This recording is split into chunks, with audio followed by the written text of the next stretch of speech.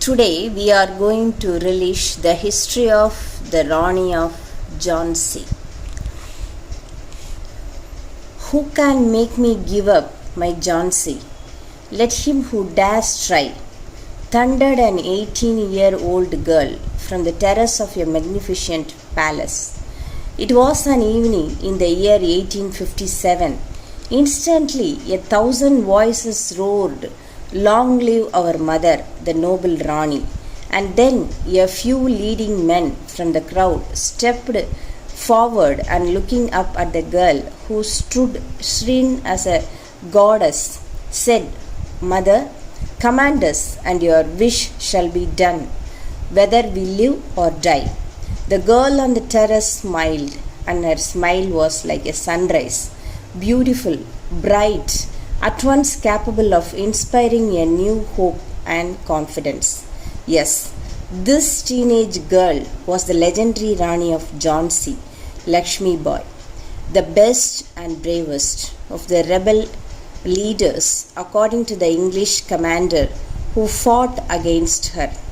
But what business had the English to fight against this young Rani? It is a sad story. The Raja of Jhansi, Gangadhar Rao, died prematurely.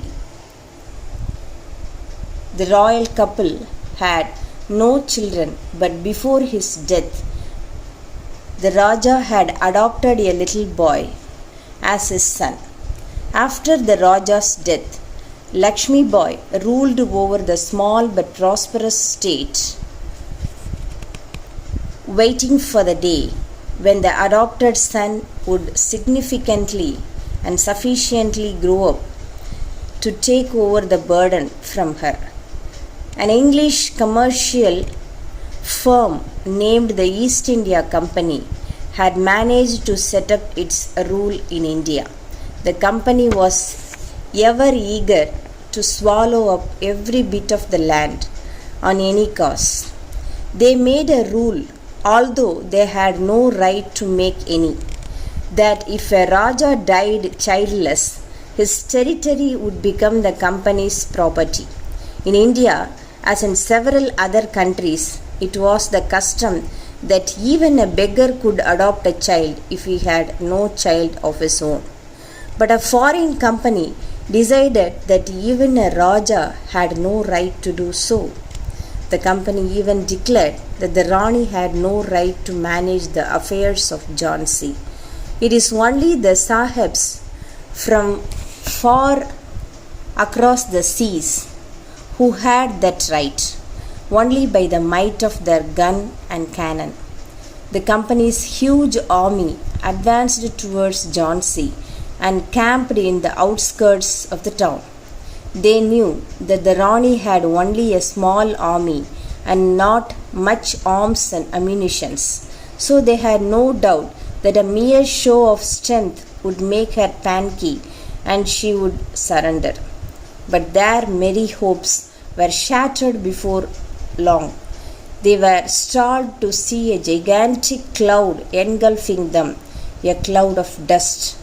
And like a sudden lightning emerging from the cloud, a white figure shot into their camp, followed by a trail of daring horsemen.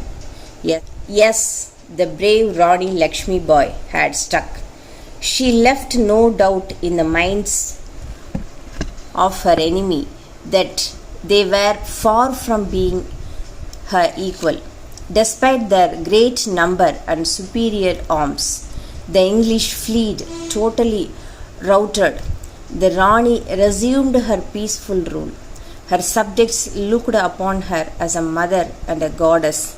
That was the time when a great upheaval had taken place in several parts of India.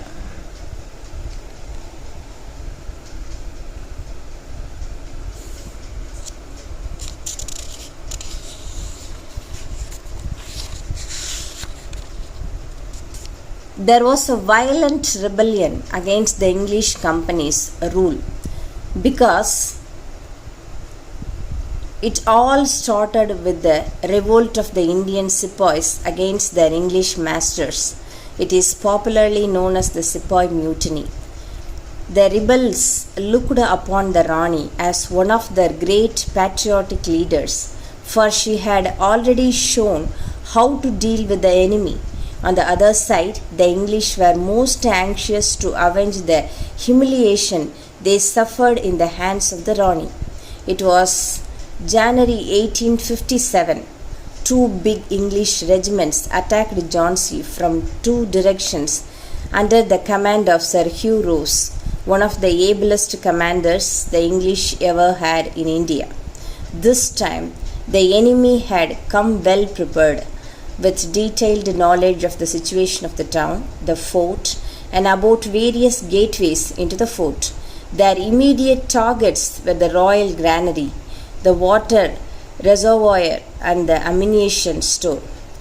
Firing continuously from dozens of long-range cannons, they tried to close in on the fort as fast as possible. But they met with an unexpected resistance. In a few hours, the Rani gathered her army and faced the enemy with a vigor that surprised them. Soon a queer situation arose. Tortia Tupe, a great leader of the rebellion, was pursuing Sir Hugh Ross with a force of 25,000 soldiers. Sir Hugh Ross and his army were about to be sandwiched between the forces of the Rani and Tortia Tupe. Out of sheer despair, Sir Ross ordered his army to thrust forward towards the fort. Although hundreds of his men fell in that operation, yet he could not have taken the fort.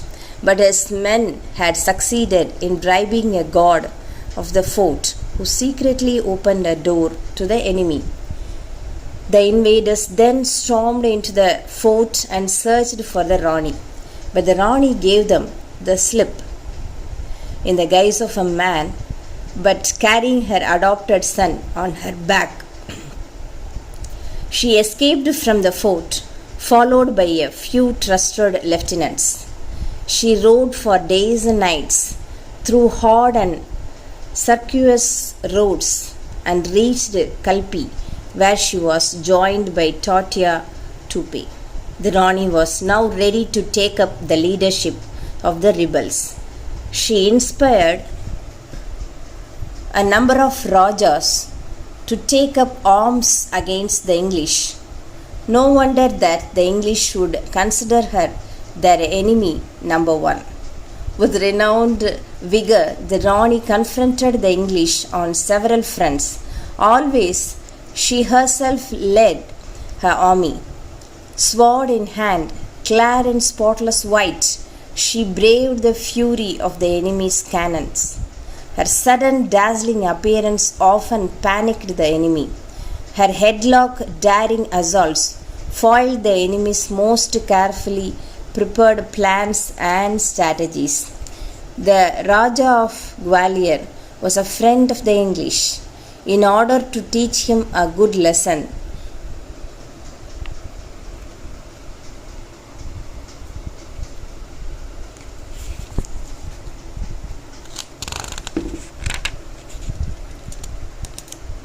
the Rani pushed her way into Gwalior.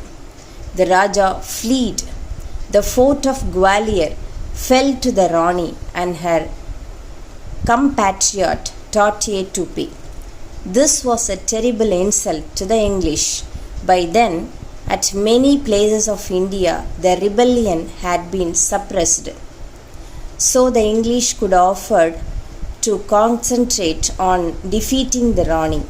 They gathered regiment after regiment of armies and faced the Rani. There ensued an unbroken series of battles. One day, after several hours of agonizing fighting, when the Rani was about to retire from the battlefield to face the enemy again in the morning, suddenly an enemy soldier wounded one of her maids, who too was fighting by her side in the guise of a man. The Rani turned, galloped forth, and cut down the enemy's soldier. But the dying maid expressed a desire to keep her head on the Rani's lap for a moment. The Rani got down from her horse and took the maid in her arms. But this proved fateful. The retreating English found her in that condition and rushed upon her. She jumped onto her horse instantly, and although surrounded by so many, gave a valiant battle, killing most of them and compelling the rest to retreat. But she had received a number of wounds on her body. Blood streamed out. She was exhausted. Her followers took her into a roadside hut. The Rani knew that she was dying. She instructed her followers to burn her body as soon as she breathed her last. And the Rani died a glorious death soon. It was only after she had been reduced to ashes that the English learnt of her death. They were very sad that they could not capture her. Even her dead body would have been a proud trophy for them. The wonderful deeds of the Rani are still sung in folk songs of India. All agree that she is one of the noblest and bravest characters in the history of mankind.